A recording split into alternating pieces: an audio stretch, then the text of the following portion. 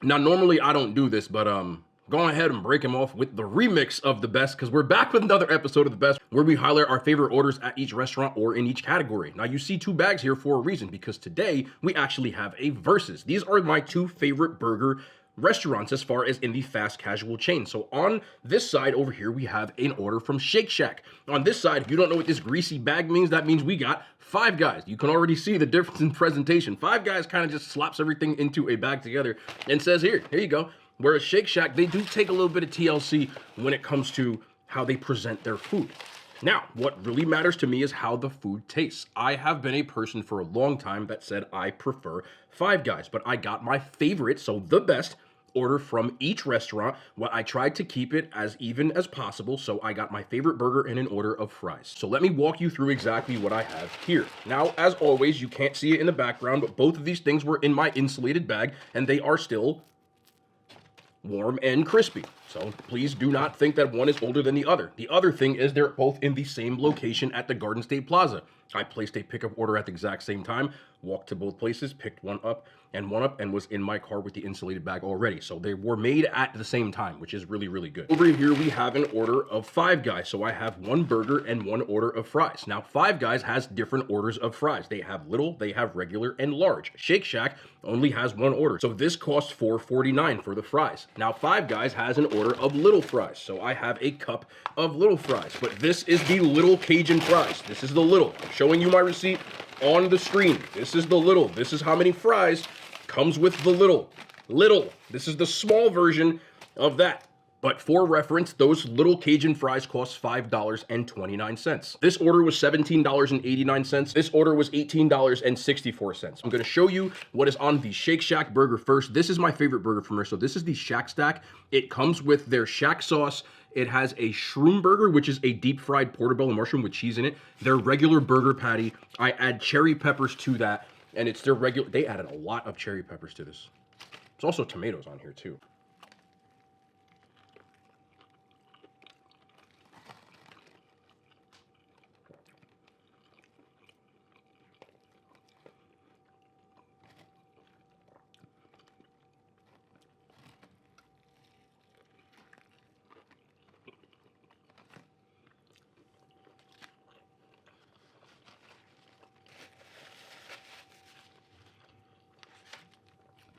Wow, look at this dripping out of the back.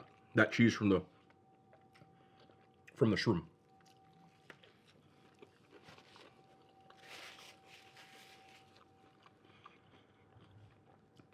Shake Shack's burger has a little more of a crust on it, similar to a smash burger. It's seasoned okay. It's got salt and pepper on it. I do taste that on there, and I love the fact they use Martin's potato rolls. On this burger in particular, the shroom adds a nice little crunch to it, and then the cherry peppers are a little spicy and a little bit acid, and it goes really well with the creaminess from that cheese. The kicker for me for this, honestly, the cherry peppers is what adds the most taste. They put a ton on mine, and I'm not mad at that. That's a damn solid burger. It really is. And I really like that about it. That little bit of vinegar, and then with that tomato, just really wakes that up and makes for a very enjoyable burger. I do think it's a little overpriced, but all these burgers are pretty much overpriced. Their regular bacon cheeseburger is $9.49 at my place. It only has one patty. You can get the little bacon cheeseburger from Five Guys, and it's actually the same price. And then my Five Guys burger is their bacon cheeseburger. Mayo, A1 sauce, hot sauce, jalapenos, grilled mushrooms, and grilled onions. When you order a Five Guys patty, one patty is actually two patties. If you want one, you have to ask for a little burger, which is actually a smaller version. But let's try this burger.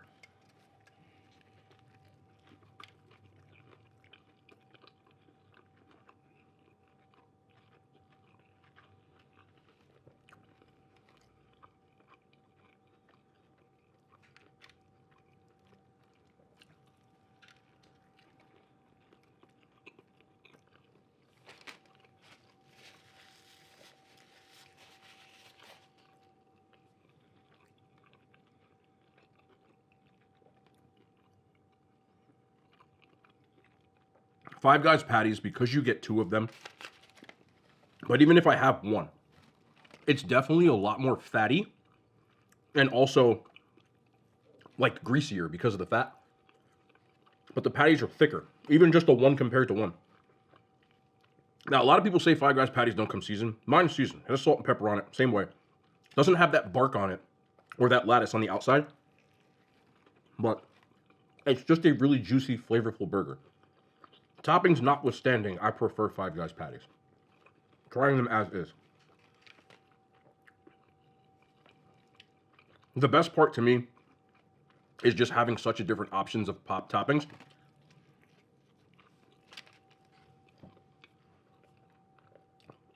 People think it's weird that I add A1 sauce to this, but that with the hot sauce kind of gives you like a spicy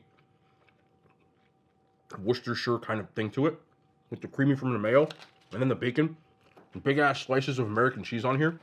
If I had one complaint about a Five Guys burger, I don't like their buns. I think the Shake Shack has a much better bun than a burger. But overall, this cost 11 and change. This cost $12.99. People say Five Guys are too expensive. For some reason, Shake Shack is always off the hook with that. And what you order, they're about the same price. And if you start adding toppings, Shake Shack costs more. Again, if you want a one patty to one patty, you have to get a little burger, which is the same price as a Shake Shack regular burger. Shake Shack calls their double cheeseburger a double, whereas this is just a regular. So if you order a double cheeseburger, they're the same price. Just so you know. But this one, all day.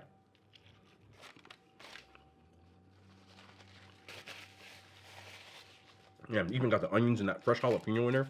These are not pickled. A little bit of spice. This is, you can tell, I think they're both really good. But when it comes to burgers, I just prefer the greasy, fatty, no frills, add as many toppings as you want to, big ass Five Guys burger.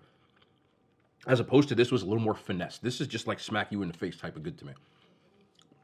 But if I'm rating these out of 10 on a chain scale, they're still as good as it gets to me. I would give this one a 9 out of 10. I'm not saying that it's bad. I just give this one a 9.4 out of 10. Like, it's as close to good as I'd want from a burger. I just wish they changed the bun. And if they add a little bit of the bark that's on this to that, it would be even better. But just even without that, if I just want a burger, it's going to be Five Guys. We have the fries from Shake Shack and Five Guys. So we have the crinkle cuts from Shake Shack, $4.49, one size, that's all they have. And then the Five Guys Cajun fries. I know these fries are hand cut. I know the process that they make these are much more of a homemade than what you get from Shake Shack. They're not uniform, but I think, let's try these first. Crinkle cut. It's just a solid fry. Again, add a little bit of ketchup to this. You got a crinkle cut. They're nice and crunchy. They add salt, and that's about it. I think it goes well with their burgers, and it's a very solid fry. These come off as frozen fries to me, but there's nothing wrong with them whatsoever. They at least take the time to salt these, and a lot of places that serve crinkles don't do it. They're also always crispy. And that is a plus. This side we have the Five Guys Cajun fry. Hand-cut fries, when you walk in there, they will tell you where they got them. Usually they're from Idaho, and it's right on the little thing they have on the wall. And they have a process where they soak these overnight before they fry them, which, honestly, it just still is a soggy-ass fry. That's my biggest complaint about Five Guys, but I love their Cajun fries. And it doesn't matter. I still think these taste like real-ass fries. Homemade, hand-cut fries. With the Cajun seasoning, you pay $5.29 for this. And I have so much more of them. Just this is the same amount of that. And then you add another cup to it. And this is the smallest order that they have. It's a good fry. Only complaint about these, as opposed to those, is again, I wish that they weren't so damn soggy all the time. Like, you get some crispy fries in here, you know? And then crispy. And then every once in a while, you get this, like,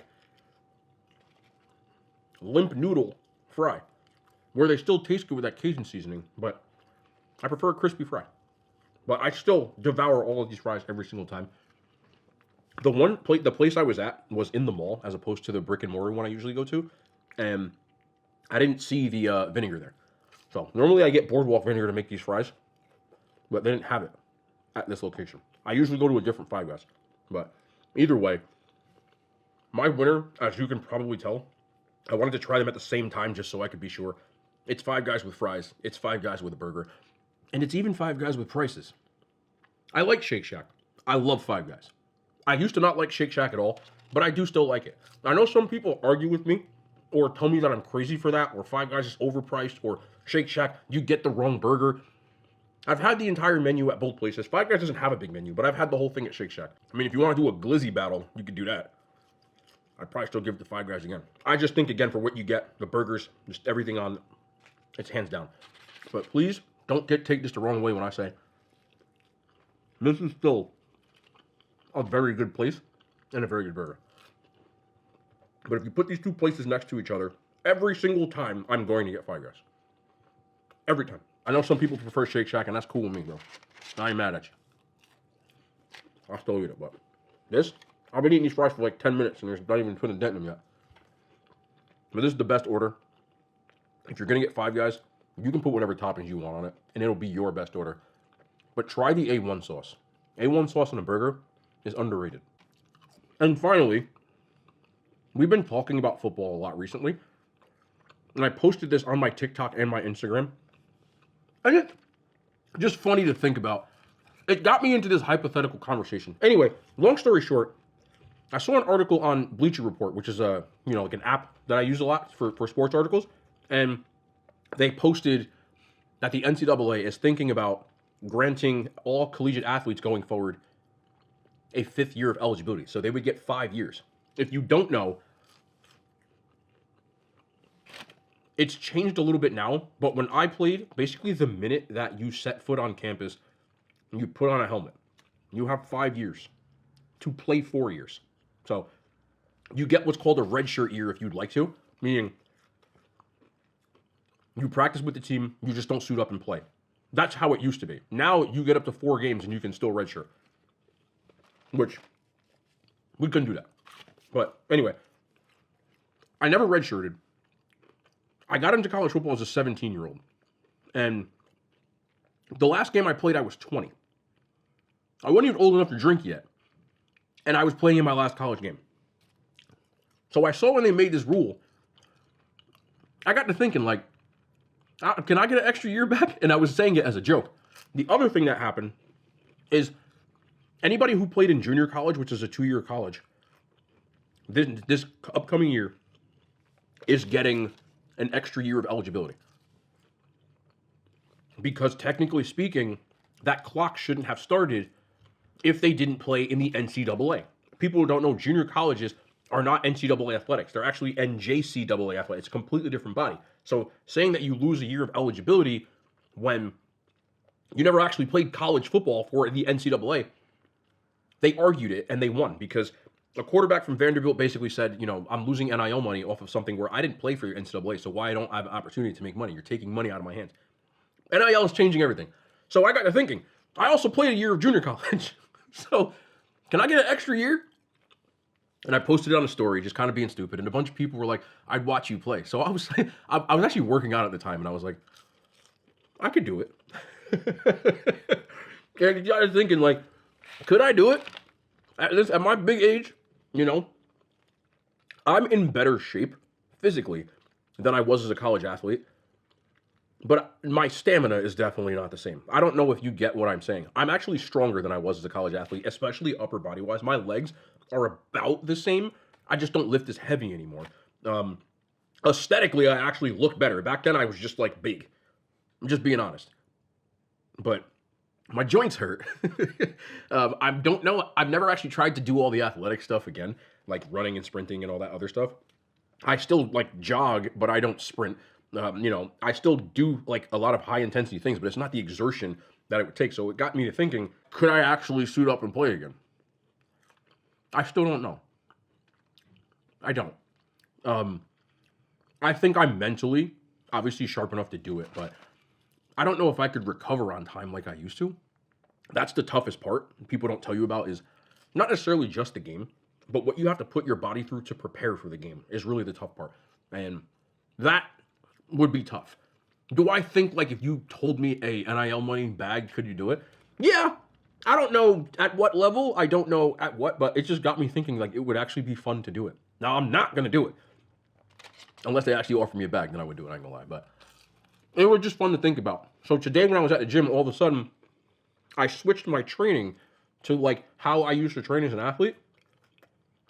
I was winded pretty easy. Not gonna lie. I made it through, but when I first started, I was like, bro, what are you thinking? I don't know. I just found it funny to think about. I don't know if there's any former athletes out there that played in college or the pros in any sport, you know, and that you're like in your 30s now. Do you think that you could do it? Like suit up and play again? That'd be tough, man. But one of my friends actually, he actually played college football in his 30s. He was, he was overseas. He was in Iraq. He's in the Marine Corps, and he came back, and he went back to school because he never actually enrolled in college because he left straight out of high school. A little bit older than me, but this was a couple years ago. He was in his like early 30s when he enrolled at school, Division III school. But since he was there, he was like, bro, I think I want to try playing football. I was like, that was what I said to him. I was like, yo, do it. So he did it. He made it through the season. I feel like if he could do it, I could do it. You know what I'm saying? It'd be fun to see if I could go through like a practice today. I know, like, if you told me to go out there and practice right now, the answer would be emphatically no. If you gave me time to actually get myself into some sort of like playing shape, I'm in guy at the gym shape. I am not in athlete shape. There's a huge difference. I think I could go out there and do something, practice or something like that. I don't know if I can make it through a season because the recovery would be fun. But the speculation just kind of got my wheels turning, and I just think it's really, they should let some of these old guys like me just get out there for a year, see what happens. If nothing, it would be really entertaining. You know what I'm saying? I don't know. I just thought it was funny as hell to think. Like, could you imagine if, like, you know, I think there'd be stipulations like you couldn't have gone pro. Like, you couldn't have played in the NFL and done it. But guys who maybe didn't go pro, didn't try to go pro, didn't, like, you know what I'm saying? I don't know. I want my extra year. Anyway, that's going to end the video. I just thought that was funny as hell. And I've been getting so many messages from people because they've seen the story that, listen, my old ass, I'm just kidding. I'm not going through that. Besides, the rule's not even there yet. Anyway, we'll be back tomorrow. More content, man, and hand signs. They made it to YouTube.